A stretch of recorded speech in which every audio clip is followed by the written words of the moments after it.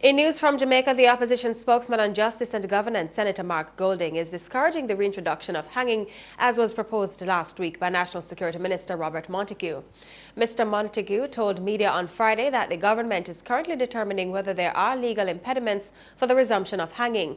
But the opposition spokesman on justice says the comment is not to be taken seriously.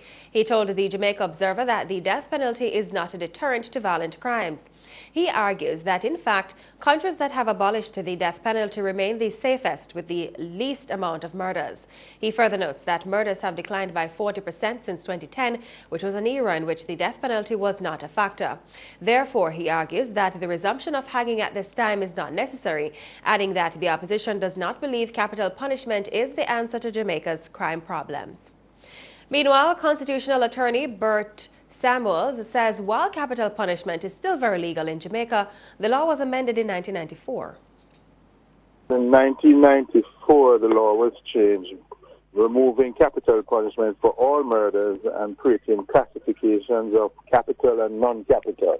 Capital really had to do with a murder that is committed while in the act of another felony, that is rape, housebreaking, etc. Or if a policeman is killed in the line of duty, or if a sitting judge or justice of the peace sitting. In these categories, if you killed more than one person at one time. These matters came before the Privy Council when persons were sentenced to be hanged, and the Privy Council ruled that although the person is convicted for capital murder, there was still a duty on the part of the judge to have a hearing so that the accused could give evidence why the ultimate punishment of death should not be imposed on him. These constraints set out by the Privy Council have caused the amount of capital murder cases to be substantially reduced, because even though persons are convicted of capital murder, judges tend, after the hearings, to impose only long sentences in excess of some cases 40 years before being eligible for parole.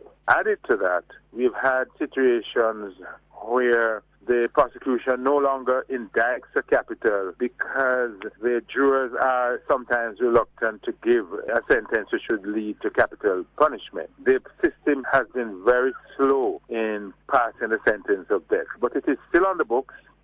Mr. Samuels cautions that while Mr. Montague has expressed an intent, he really has nothing to do with the implementation of capital punishment.